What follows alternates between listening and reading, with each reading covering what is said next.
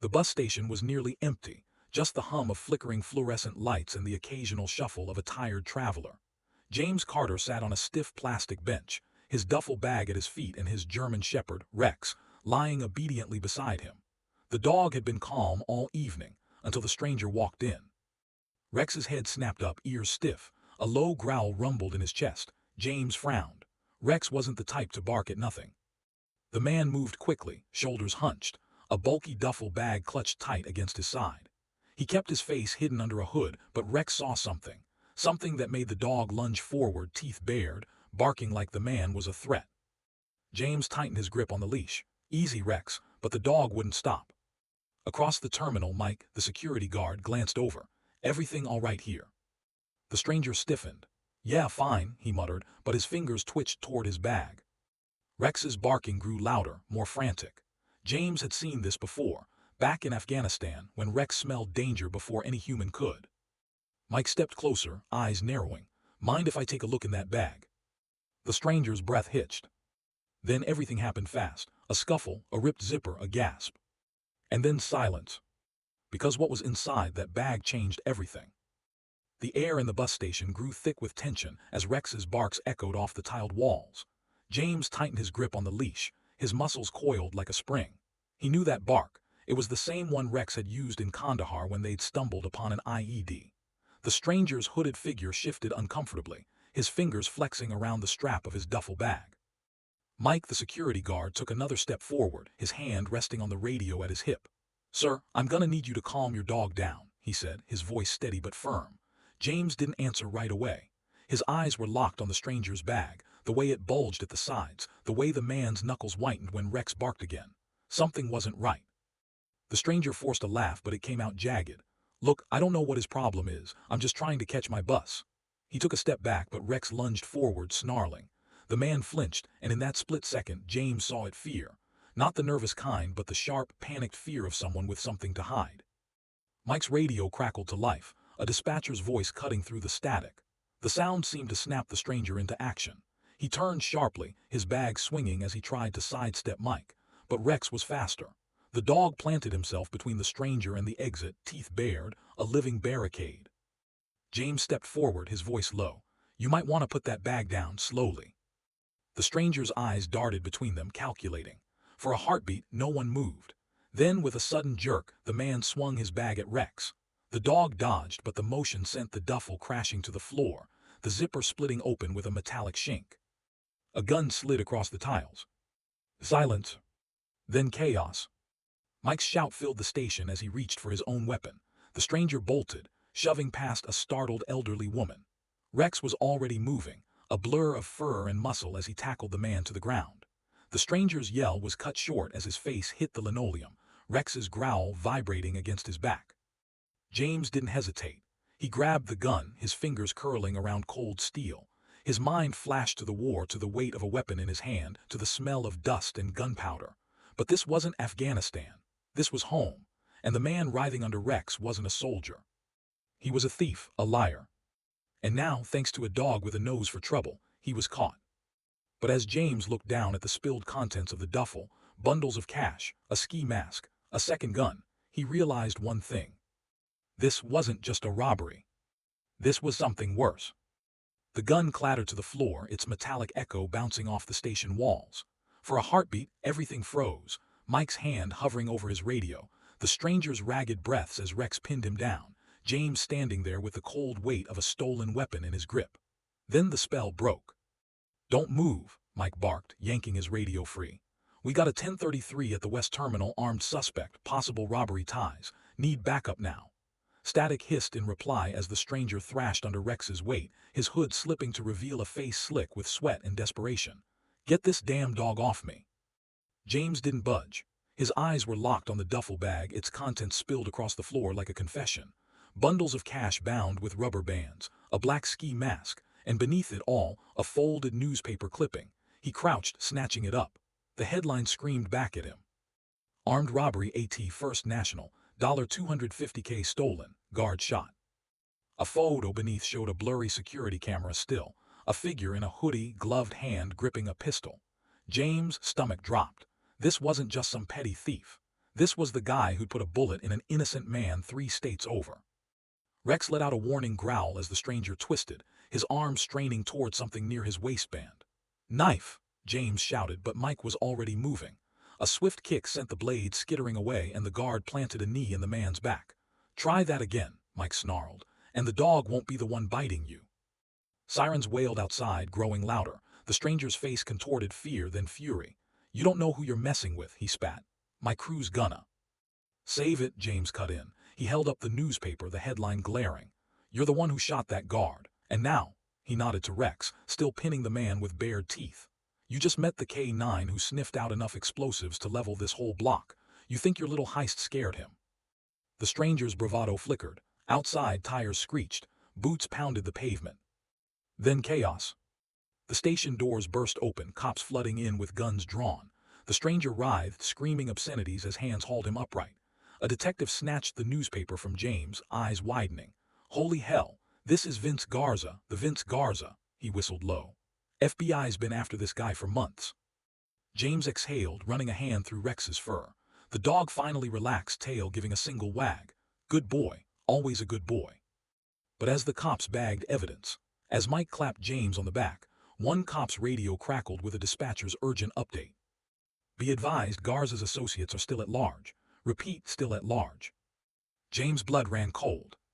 Because if this guy had a crew, and if that crew knew who just put their leader in cuffs, then this wasn't over. Not even close. The police station buzzed with frantic energy, fluorescent lights humming overhead as detectives shuffled paperwork and typed up reports. James sat on a stiff plastic chair. Rex sprawled at his feet, exhausted but alert. The adrenaline had faded, leaving behind a dull ache in his muscles, an annoying unease in his gut. A detective slid a steaming cup of coffee across the table. "You two made quite the team out there." He nodded at Rex. "That dog's got better instincts than half my squad." James smiled faintly, scratching behind Rex's ears. "He's had practice." The detective leaned forward. "Military." James hesitated, then gave a single nod. "Afghanistan. Rex was trained to sniff out IEDs. Saved my whole unit more times than I can count." His fingers traced the scar along Rex's shoulder, a jagged reminder of the day an explosion had torn through their patrol. The dog had lunged at the last second, shoving James aside just as the device detonated. The detective whistled. "Explains why he went nuts over Garza. Guy probably reeked of gunpowder." James's grip tightened on the coffee cup. "Or blood." The newspaper photo flashed in his mind, the wounded security guard, the smeared crimson on the bank floor. Rex had always been able to smell fear, violence, the metallic tang of impending death. Across the room, Vince Garza sat handcuffed to a bench, his cocky smirk long gone. He glared at James, lips moving in silent threats. A cop noticed and jerked him upright. "Save it for your lawyer, scumbag." But James barely registered the exchange. His focus was on the evidence board behind the detective, photos of masked men, getaway cars, a crude map with red X's marking robberies across 3 states. Garza wasn't working alone, the detective confirmed, following James's gaze. His crew's still out there, and they're not the type to let this slide. A chill crept down James's spine. He thought of his tiny apartment, the flimsy deadbolt on the door, thought of Rex, who'd already given so much. The detective must have seen the tension in his shoulders. "We can put you up somewhere safe, just until." "No," James stood abruptly, Rex rising beside him. "We're not hiding." Because if there was one thing the military had taught him, it was this. The best defense was a good offense. And Rex was the best damn offense there was. The news vans arrived before dawn. By sunrise, James and Rex were local celebrities, the veteran and his war dog who'd taken down a wanted criminal. Camera flashes lit up the police station steps as reporters shouted questions. "How did you know? Was the dog trained for this?" James kept his answers short, his hand resting on Rex's head. The dog panted happily, oblivious to the chaos, his tail thumping against James's leg. But as the crowd dispersed, James noticed the black SUV. It idled across the street, windows tinted dark. Nothing outwardly suspicious, except for how it didn't move, didn't park, just sat there, engine running, as James loaded Rex into his beat-up pickup. His combat instincts prickled. "Let's go, boy," he murmured, slamming the door harder than necessary. The truck's engine coughed to life. In the rearview mirror, the SUV's headlights flicked on. James took the long way home. The apartment complex was quiet, the kind of place where neighbors didn't ask questions. James checked the peephole twice before unlocking the door. Rex trotted in first, sniffing the threshold clear. James bolted the door, then the windows. Paranoia? Maybe. But he'd learned the hard way that paranoia kept you breathing. He was halfway through cleaning his service pistol when Rex's ears perked up. A soft scuff outside the door. Silence. Then, the distinct click of a round being chambered. James moved on pure instinct. He grabbed Rex's collar and yanked them both flat as the first bullet shattered the door's lock. Wood splintered. The second shot took out the hinge. Rex was already lunging before James gave the command. Fast. The German Shepherd hit the first intruder like a freight train, teeth sinking into armed flesh as the door burst open. James rolled left, coming up with his pistol leveled. Two men, masks, gloves, the same bulky builds as the evidence board photos. Garza's crew. The standing gunman swung his weapon toward Rex. James didn't hesitate. His shot caught the man in the shoulder, spinning him into the wall. The other intruder was screaming, trying to shake Rex off his arm. Blood sprayed as the dog clamped down harder. Then sirens close. The wounded gunman cursed, dragging his partner backward.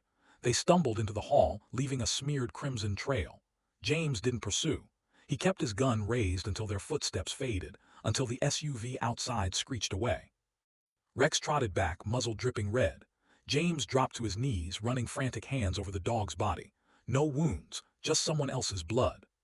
Good boy, he choked out, forehead pressed to Rex's. Good fucking boy.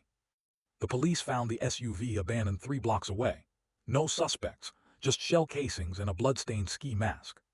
At the station, the detective slid a photo across the table, Garza's mugshot, his lips split in a fresh cut. His boys paid him a visit last night. Guess what they talked about? James didn't need to guess. The message was clear in the evidence photos, in the map with its red X's, one of which now circled his neighborhood. This wasn't over. But as Rex leaned against his leg, warm and solid, James realized something. He wasn't the prey here. They were the hunters. And Garza's crew. They just made the biggest mistake of their lives. The morning sun filtered through the courthouse windows as James adjusted his dress uniform. Rex sat patiently at his side, his service vest snug across his chest, tail thumping lightly against the marble floor. The mayor's voice echoed through the chamber, but James barely heard the words. His fingers absently traced the scar on Rex's shoulder, the one that had nearly cost the dog his life in Kandahar. Today we honor not just a hero but a bond between soldier and K-9 that transcends duty, the mayor declared, lifting the ceremonial medal. The crowd erupted in applause as the ribbon settled around Rex's neck. Cameras flashed, capturing the moment. The scarred German Shepherd sitting tall, his dark eyes alert, his ears twitching at the unfamiliar noise. James swallowed hard. This dog had saved him more times than he could count, not just from bullets and bombs, but from the quiet battles that came after. The ones no medal could fix. Outside, reporters swarmed, but James kept walking, Rex trotting faithfully beside him. A little girl broke free from her mother's grip, her tiny hand outstretched. "Can I pet him?" she asked, eyes wide. James nodded, watching as Rex lowered his head, his tail wagging gently as her small fingers brushed his fur.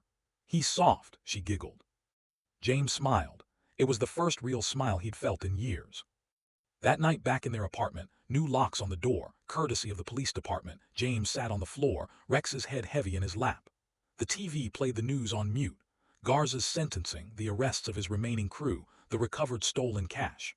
None of it mattered as much as the weight of Rex against him, the steady rise and fall of the dog's breathing. "You did good, boy," James murmured, rubbing behind Rex's ears. "Real good." Rex huffed as if to say, "I know." And for the first time in a long time, James believed the war was finally over. Not because the danger was gone, but because he wasn't fighting it alone. Some heroes wear uniforms, others have 4 legs, and a nose for trouble. What would your dog do in a crisis? Comment below.